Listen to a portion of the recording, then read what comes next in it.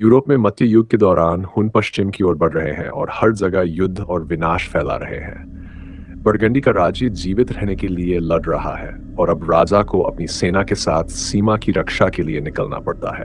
क्षेत्र धुंध से ढका हुआ है, इसलिए सेना सावधानी से आगे बढ़ती है। वे एक गांव पहुंचते हैं और देखते हैं कि वह जलकर खाक हो चुका है। हर इंसान और जानवर जमीन पर मृत पड़ा है।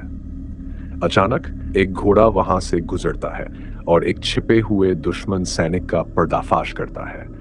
यह आदमी राजा पर तीर चलाता है और पकड़े जाने से पहले ही भाग जाता है। मार्शल होगन राजा के पास दौड़ता है, लेकिन अब बहुत देर हो चुकी है। राजा पहले ही मर चुका है। बाद में राजधानी में उसका अंतिम संस्कार किया जाता है।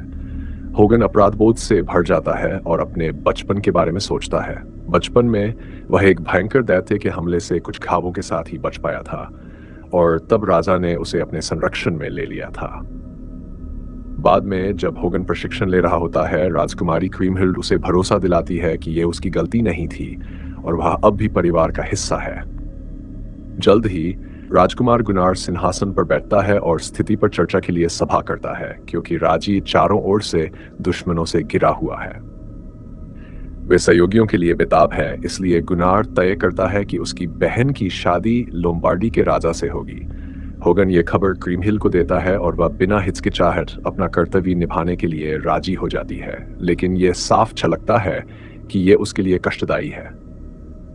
उस रात तूफान के दौरान 11 हथियारबंद आदमी फाटक के पास डेरा डाले हुए देखे जाते हैं। जब होगन बेहतर देखने के लिए दीवार पर जाता है तो उसे एक छाया दिखाई देती है जो फुसफुसाती है, मैं तुम्हारे घावों को जानता हूं, और फिर गायब हो जाती है। सुबह होते ही वह समूह फाटक पार करता है और सैनिक तुरंत उन्हें घेर लेते हैं। क्रीमहिल दूर से उन्हें देख रही होती है और नोटिस करती है कि उन सवारों में से एक अपना चेहरा बदल रहा है। गुनार उनके नेता से मिलने को राजी होता है और पता चलता है कि वह कासांतिन का राजकुमार सिगफ्रीड है। सिगफ्रीड और गुनार के पिता पुराने युद्धों में सहयोगी हुआ करते थे। सबकी हैरानी के लिए सिगफ्रीड गुनार को द्वंद्व युद्ध की चुनौती देता है। पहरेदार तुरंत गुनार की रक्षा के लिए उसे घेर लेते हैं और सिगफ्रीड मेहमान के तौर पर ठहरने के लिए राजी हो जाता है। निजी तौर पर क्रीमहिल होगन को बताती है कि उसने क्या देखा और सोचती है कि शायद वह शख्स पुराना हो, एक दुष्ट प्राणी जो लोगों के सपनों में भटकता है। वह मानती है कि उसके भाई को उस समूह को भगा देना चाहिए था। उस रात होगन मेहमानों पर नजर रखता है। समूह से एक लबादा पहने शख्स बाहर निकलकर शहर में घूमता है तो होगन उसका पीछा करता है। वह उसे एक गली में घेर लेता है, लेकिन जैसे ही उसके कंधे को छूता है वह आकृति रहकर थैलों के ढेर में बदल जाती है।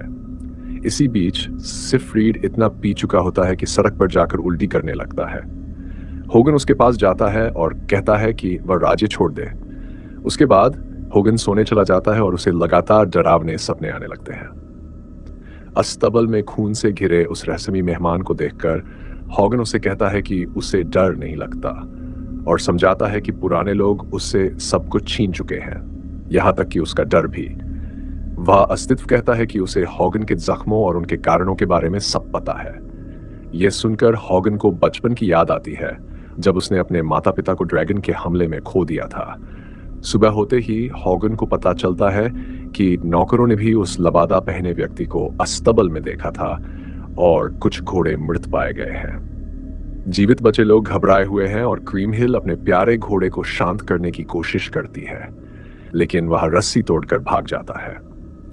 होगन और क्रीमहिल दूसरे घोड़ों पर सवार होकर उसके पीछे निकलते हैं। जंगल के बीच पीछा करने के बाद घोड़ा नदी किनारे रुककर पानी पीने लगता है।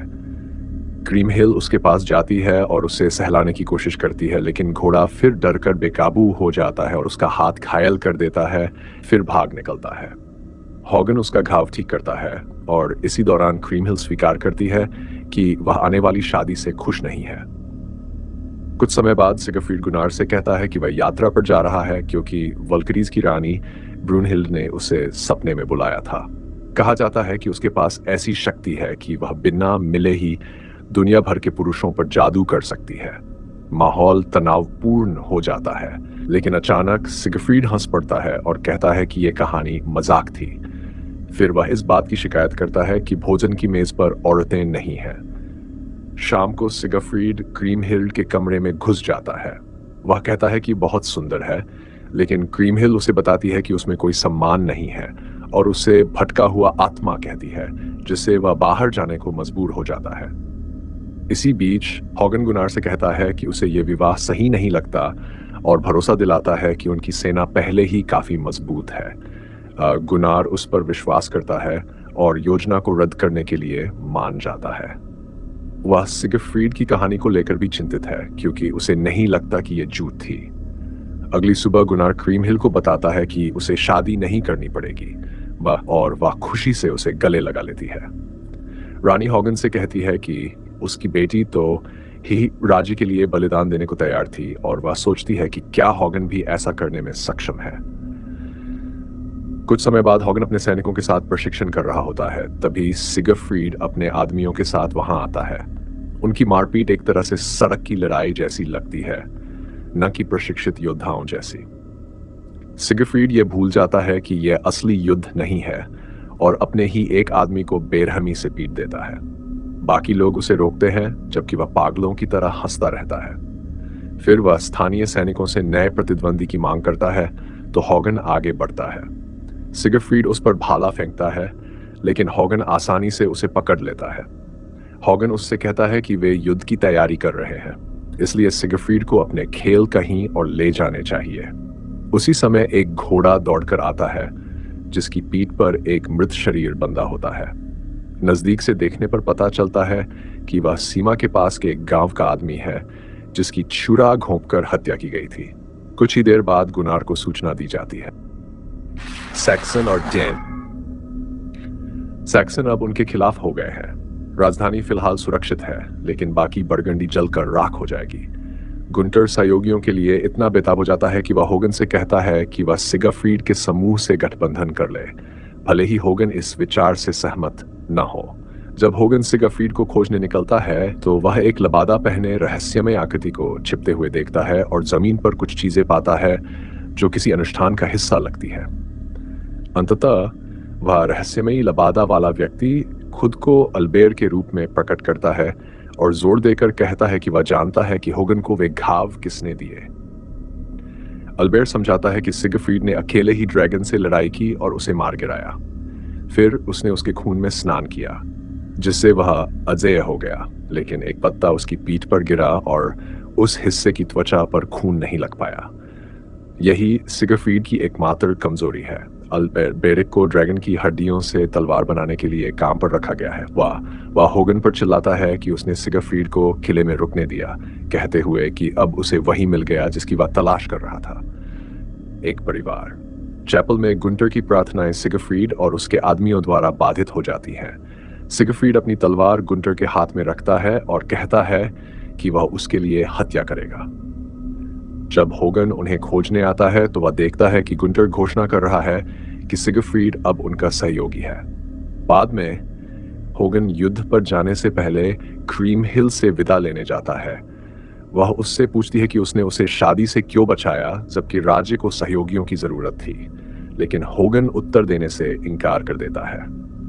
क्रीमहिल उनके बीच के भावनाओं की बात छेड़ने की कोशिश करती है, लेकिन होगन दावा करता है कि उसने यह सब केवल राज्य की रक्षा के लिए किया। फिर भी वह कहती है कि उनका घर कभी भी सुरक्षित नहीं होगा। अगले दिन सेना युद्ध के लिए कूच करती है।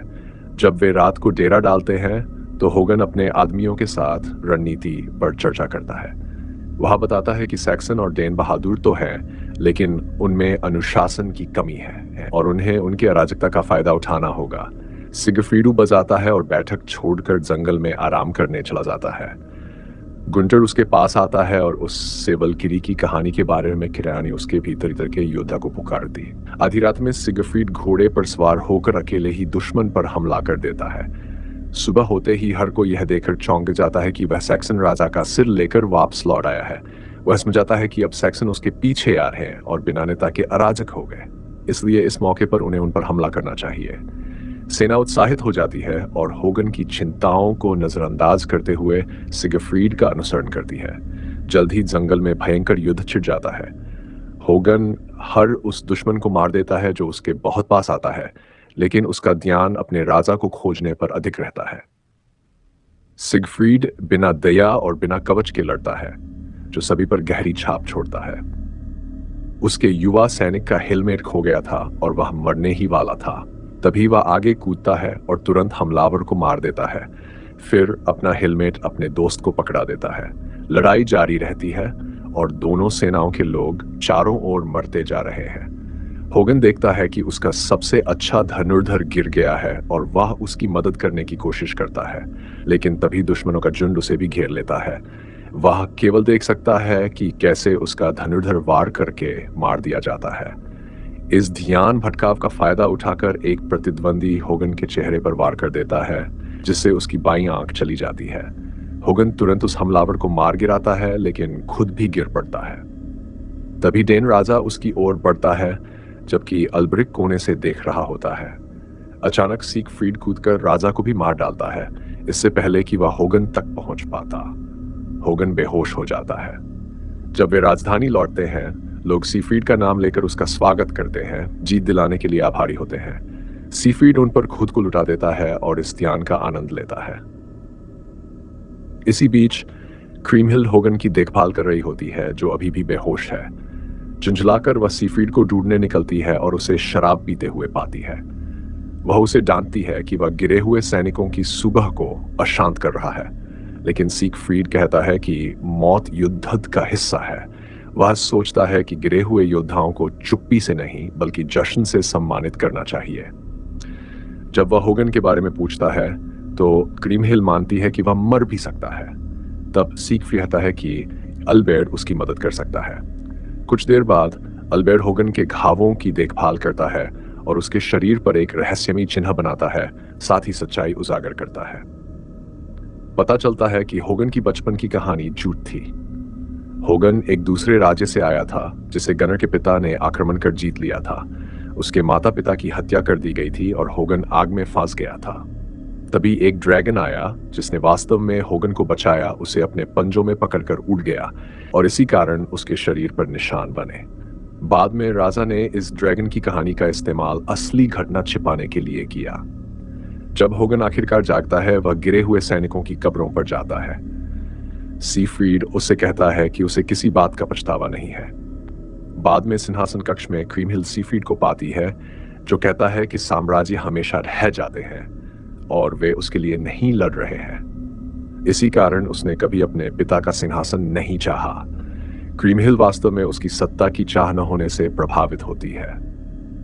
होगन की पट्टी बदलते समय क्रीमहिल मानती है कि वह होगन की जान बचाने के लिए सिगफ्रीड की आभारी है, लेकिन होगन सोचता है कि सिगफ्रीड लोगों को झूठी उम्मीद दे रहा है। क्रीमहिल इशारा करती है कि नकली उम्मीद शायद बिल्कुल भी उम्मीद न होने से बेहतर है। अगले कुछ दिनों में होगन का दिल टूट जाता है जब वह देखता है कि क्रीमहिल और सिगफ्रीड एक साथ बहुत समय बिता रहे हैं। सुबह वे जंगल की ओर निकलते हैं और पुराने युद्धों के खंडहरों की प्रशंसा करते हैं। क्रीमहिल पूछती है कि अल्बर्ट सिगफ्रीड का अनुसरण क्यों करता है, तो वह बताता है कि उसने अल्बर्ट के गुरु की हत्या की थी। वह ड्रैगन की कहानी भी सुनाता है। सिगफ्रीड एक लोहार का शिष्य बना क्योंकि उसके पिता चाहते थे कि वह अनुशासन सीखे, लेकिन लोहार ने उसे घाटी में भेज दिया, इस उम्मीद में कि वह कभी वापस नहीं लौटेगा। कई हफ्तों तक भटकने के बाद सिगफ्रीड को एक सोता हुआ ड्रैगन मिला और उसे यह उसकी जिंदगी का सबसे सुंदर पल लगा। क्रीमहिल समझ नहीं पाती कि फिर उसने उसे क्यों मार डाला, लेकिन सिगफ्रीड कोई जवाब नहीं देता। लौटते समय को बार बार कोई आवाज उसका नाम पुकारती हुई सुनाई देती है। सिगफ्रीड उसे अनदेखा करने को कहता है, लेकिन जब क्रीमहिल पीछे मुड़ती है तो उसे अपने पिता का शरीर बेलों से ढका हुआ दिखाई देता है। वह डर के मारे भाग जाती है और जब सिगफ्रीड उसके पीछे आता है तो वह स्वीकार करती है कि वह अपने पिता का चेहरा भूलने लगी है। उसके पिता ने उसे एक अजनबी को बेचने की कोशिश की थी और कुछ समय तक उसने उनसे नफरत की थी। वह टूट जाती है और सिगफ्रीड उसे सांत्वना देता है। दोनों का रिश्ता गहरा होता है और वे एक दूसरे के करीब आ जाते हैं। सोने के बाद सिगफ्रीड एक भयावह सपना देखता है और लगभग क्रीमहिल को मार ही देता है, लेकिन समय रहते जाग जाता है। इस बीच उन लोग जेल की अगुवाई में पश्चिम की ओर बढ़ते जा रहे हैं और हर जगह मौत और तबाही फैला रहे हैं। गुंटर को खबर मिलती है कि लोम्बार्डी गिर चुका है और वह नए सहयोगियों के लिए बेहद बेताब हो जाता है। सिगफ्रेड की कहानी याद कर उसे लगता है कि उन्हें आइसलैंड की रानी ब्रूनहिल्ड से संपर्क करना होगा। एक परिषद सदस्य यह समाचार होगन तक पहुंचाता है और इस विचार का विरोध करता है। ब्रून पुराने लोगों में से है जिन्होंने काले जादू का इस्तेमाल किया था और जिन्हें इस धरती से खदेड़ दिया गया था। परिषद सदस्य बताता है कि गुनर ने अपने सपनों में रानी को देखा है और सोचता है कि यह अल्बरिक की चाल है, इसलिए उसने उसे कैद कर रखा है। होगन अल्बरिक से मिलने जाता है और वादा करता है कि अगर वह वल्किरी रानी के बारे में जानकारी देगा तो उसे मुक्त कर देगा। अल्बरिक बताता है कि ब्रूनहिल्ड अजेय है और सिगफ्रेड उसकी ओर आकर्षित हुआ था।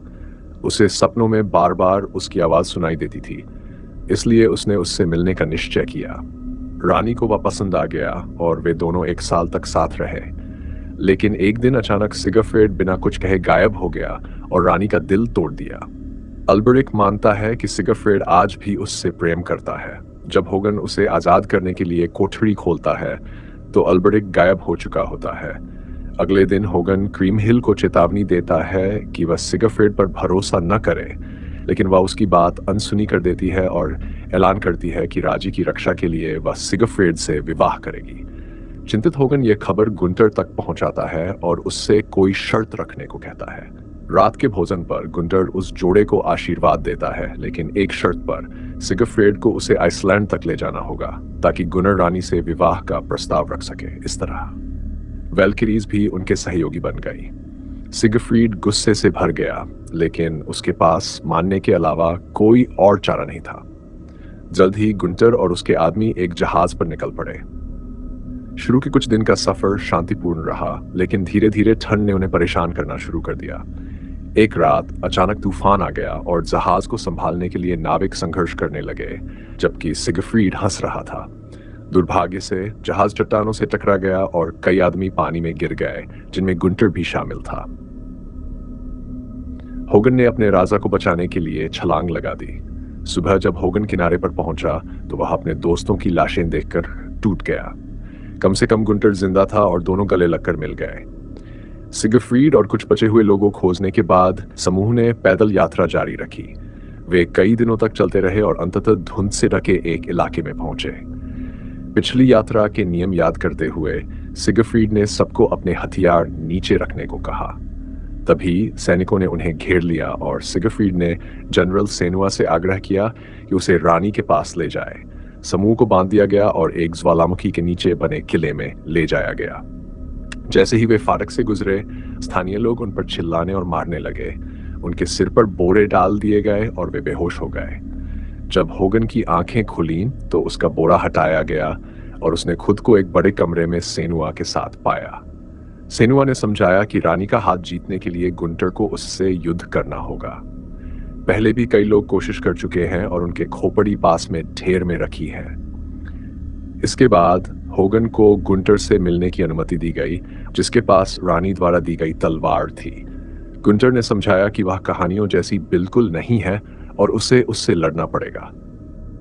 इस बीच सिगफ्रीड से रानी ब्रूनहिल्ड मिलने आई और उसने भी उसे एक तलवार दी। सिगफ्रीड ने कसम खाई कि वह केवल एक मार्गदर्शक बनकर आया है और राजकुमारी से ही विवाह करेगा, लेकिन ब्रूनहिल्ड ने कहा कि फिर भी वह आया तो है। कुछ समय बाद समूह किले के बाहर फिर से इकट्ठा हुआ और होगन ने सिगफ्रीड को नियमों के बारे में पहले से न बताने के लिए डांटा। होगन जाना चाहता था, लेकिन गुंटर ने घोषणा की कि वह यहीं रहना चाहता है। यहां तक कि सिगफ्रीड ने भी विरोध किया और कहा कि वह खुद भी ब्रूनहिल्ड को नहीं हरा सकता। लेकिन गुंटर ने अपना मन बदलने से इनकार कर दिया, इसलिए सिगफ्रीड ने अल्बेरिक को मदद के लिए बुलाया। वे एक गुफा में गए और अल्बेरिक ने सिगफ्रीड के कमजोर स्थान को काटकर उसका खून निकाला। फिर उसने होगन और सिगफ्रीड को पानी के नीचे धकेल दिया, जबकि गुंटर ने वह खून पिया। गुंटर दर्द से तड़पने लगा, लेकिन फिर अचानक राहत की सांस ली जब वह जोड़ी डूब गई। असल में गुंटर ने अस्थायी रूप से होगन और सिगफ्रीड की ताकत पा ली थी। इसके बाद गार्ड्स ने गुंटर को युद्ध के लिए तैयार किया। सेनुआ ने चेतावनी दी कि अगर उसका खून बर्फ को छू गया तो रानी उसका सिर ले लेगी। अगर उसका खून उस पर गिरा तो वह उसके साथ चली जाएगी। फिर गुंटर आखिरकार ब्रूनहिल्ड से लड़ता है, जो एक शानदार योद्धा साबित होती है और जल्दी ही उसका हेलमेट गिरा दिरा देती है।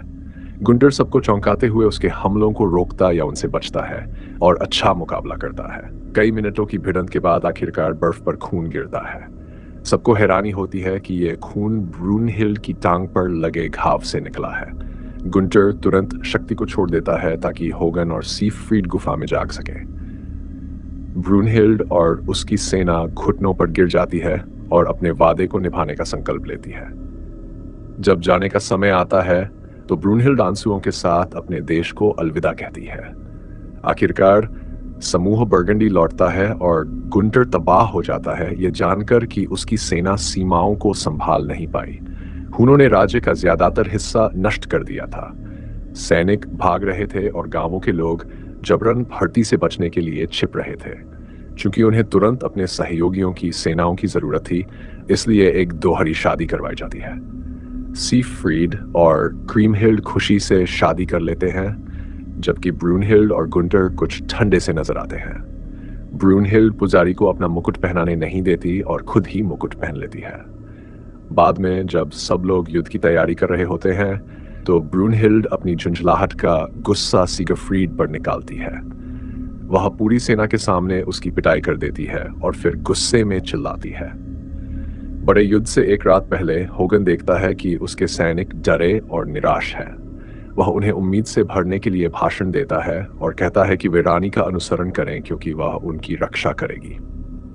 सुबह होते ही सेना दूर ब्रूनहिल्ड के ज्वालामुखी को फटते हुए देखती है और इसे अच्छा संकेत मानती है।